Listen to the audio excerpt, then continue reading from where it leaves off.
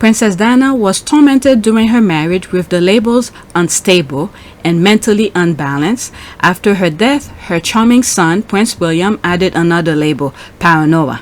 He doesn't want you to see this, but the full interview is here. So he put a link of that, 1 minute and 55 seconds. I have it, but I don't know. Let's see here.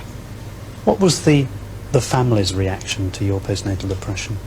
Well, maybe I was the first person ever to be in this family who ever had a depression or was ever openly tearful. And obviously that was daunting, because if you've never seen it before, how do you support it? So for someone who's in the state of mind, who understands the situation, she's absolutely spot on. If, for instance, you never deal with something, the same way when you see COVID started, all right, this thing was brand new. You see how many people have died. It took time to come with a vaccine to deal with it, to manage it. COVID is still there, by the way. It's still out there.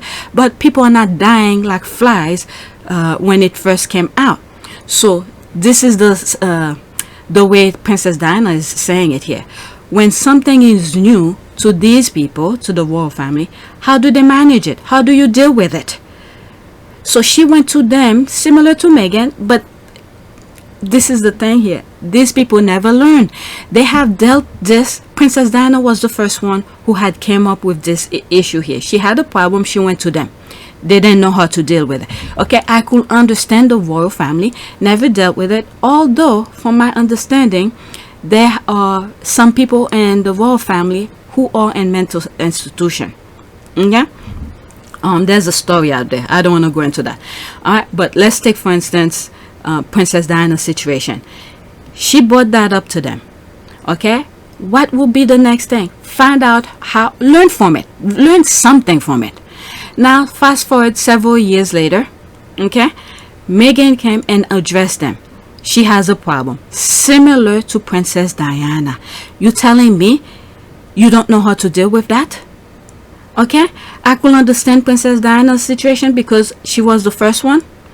But the second time, to avoid it and then to add to it, this is the most ridiculous thing I cannot understand. They don't want, oh my God, the repeating the same freaking blueprint. They did the same thing. And the worst thing is the brother who knew the mother was going through it and shift the same blueprint to the sister-in-law.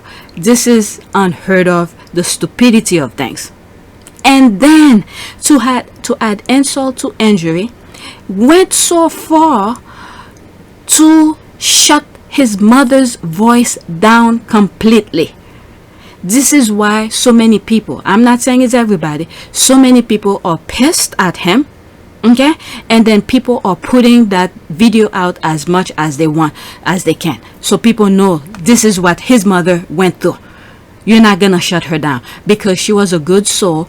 We are her keepers because she did a lot for humanity. Alright, but can you imagine when this egghead passes, how anybody is gonna remember him? This is the thing they need to think, because once you die, you cannot talk. How are your legacy is gonna be? But anyway, but he's leaving something to people to talk about, how stupid he was. But anyway, let's listen to Princess Diana still. What effect did the depression have on your marriage? Well, it gave everybody a wonderful new label. Diana's unstable. Yep, and that's where they took it. They use it against her. I spoke about it in another video. Diana's mentally imbalanced. And unfortunately, that seems to have stuck on and off over the years. She's spot on. Are you saying that label stuck within your marriage? I think people used it, and it stuck. Yes. Yeah, she's spot on. She is spot on. According to press reports, it was suggested that it was around this time things became so difficult that you actually tried to injure yourself. Is that true? When no one listens to you, or you feel no one's listening to you, all sorts of things start to happen. For instance, you have so much pain inside yourself that you try and hurt yourself on the outside because you want help, but it's...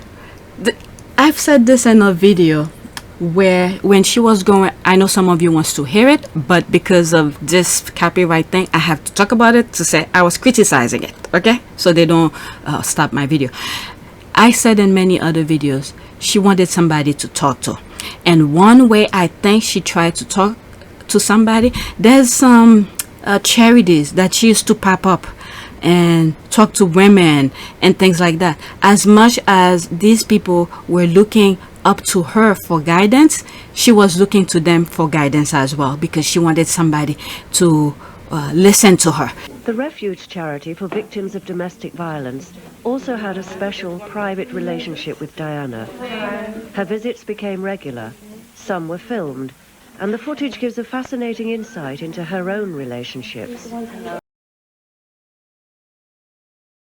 And then when she find is it Peter Settlement to talk to, she allowed the camera to be on, and then she was spilling her heart out. She was spilling her heart out. Okay, all she needed was somebody to listen to her. It's the wrong help you're asking for. People see it as crying wolf or attention seeking, and they think because you're in the media all the time, you've got enough attention, inverted commas. But I was actually crying out because I wanted to get better in order to go forward and continue my duty and my role as wife, mother, Princess of Wales. Just weeks before their wedding day, Diana overheard Charles talking to his ex on the telephone. She heard him on the telephone saying to Camilla, "Whatever happens, I will always love you." So, yes, I did inflict upon myself. That's even more understanding, because she went to the Queen, the person, the top of the top, okay, went to the Queen to ask for help. But if Diana had hoped to get support from the Queen, she was sorely disappointed. According to the princess, the Queen turned a cold shoulder to her appeal for help. The princess described an emotional scene inside the walls of Buckingham Palace. And I was sobbing, and I said, "What do I do? I'm coming to you, what do I do?" And she said, "I don't know what you should do." Charles was hopeless, and that was it. That was help. And what did the Queen say? What am I supposed to do? Okay, so she tried her best with everything, that with whatever that was available to her. So this is why we were getting those information sneaking out of the palace, the Morton book, and this. And from my understanding, when this interview was being prepared, people failed to bring this up. There was a video, I don't think I have that, one of her butler or personal courtiers or whatever, when Diana was setting up for this interview, that personal butler, she told him not to come that day, okay, because she knew the guy was gonna stop her from doing that interview. So she gave that guy the day off. So it was when the thing was aired, that's when the guy knew of it. I forgot the name of that person. All right, that video's out. I don't know, I haven't come across it, so they probably shut it down to for people not to know, and not to plug things together. All right, because they're trying to shut her down, so anything that could show the connection of things, they shut it down. But there's a video of one of her personal secretary, that's the word I was looking, private secretary. Princess Diana gave that person the day off, okay, not to come to work, so that interview could take place. So Diana knew what she was doing. There was no trick. And it's very unfortunate the people at BBC, you know, bend the knee, not tell their truth for that part, how they were able to get the thing. Alright, so they come with that scenario, they lie, they manipulate and all of that, whatever. I don't think so. Alright, every chance Princess Diana had. So we have three things to go by so far. We have the Peter Settlement video, which he fought hard to get it back, and then he made it public. From my understanding, he sold the right to, is it NBC? I think so, because he had some legal bills to pay. Alright, so he fought hard to keep Princess Diana's voice. And then you got the Andrew Morton, okay, the book, and then you have this. So she tried her best to put the word out.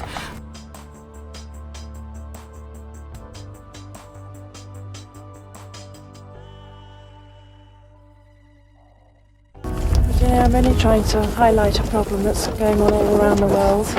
That's all. Just her very presence could move mountains. Powerful messages delivered with the Diana touch. There's a famous photograph of Diana with a landmine victim on her lap. That changed history, that picture. World leaders, within 3 days, changed the law on landmines, and everybody had been trying to do it for years. One picture. 90 journalists had travelled across the planet to be with her, to get a picture, and she said, yeah, you can have the picture, but she's in the picture with me, okay?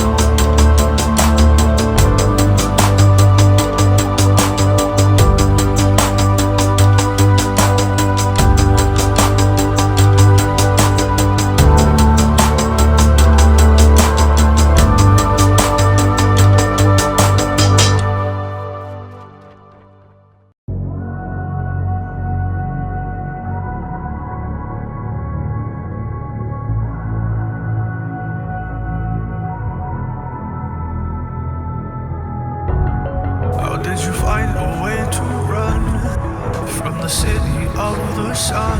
You could have stayed, it's only over when the day is done. I never knew you was a runner, yeah. I mistook you for a son. It don't matter what we think when it's all over. 'Cause this is our last chance to leave it all behind. Raise your voice and raise your power, yeah. This is our last chance to leave it all behind. Raise your voice and raise your power,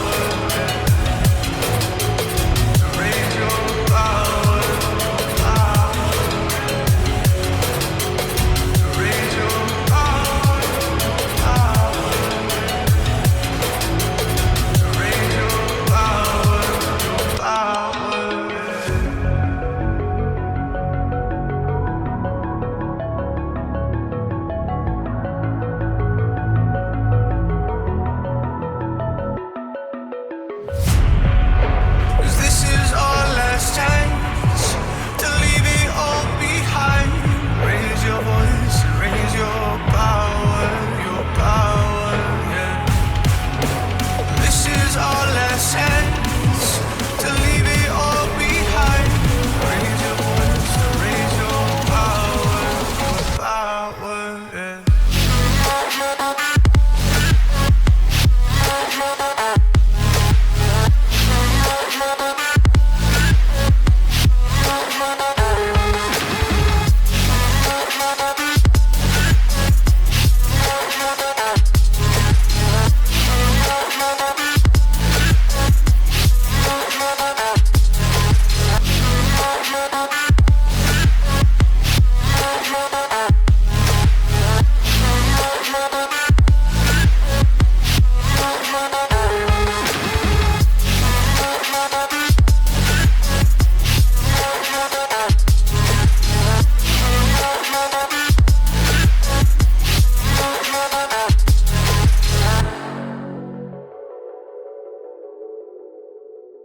Looks like I'm probably I gonna... didn't like myself. I was ashamed that I couldn't cope with the pressures.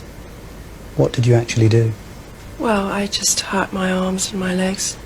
And I work in environments now where I see women doing similar things. And I'm able to understand completely where they're coming from. This is why she was going to those charities, those women charities. All right, let's see. This is a thread. I'm not gonna view the whole thread. Okay, I remember watching this interview when it first aired, and watching it again gave me such chill to think that her firstborn son wants to erase his mother's words and please for help shows the character for the type of monarch he will be. Unbelievable. Not the son who actually witnessed her pain. If 30 years ago anyone had suggested William will betray his mother for the monarchy, I had called them delusional.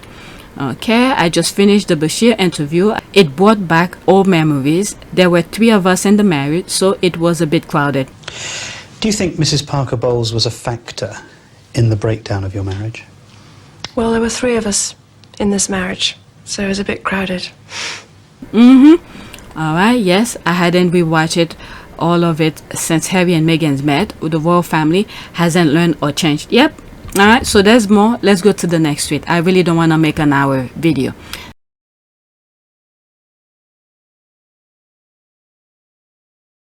There's this here.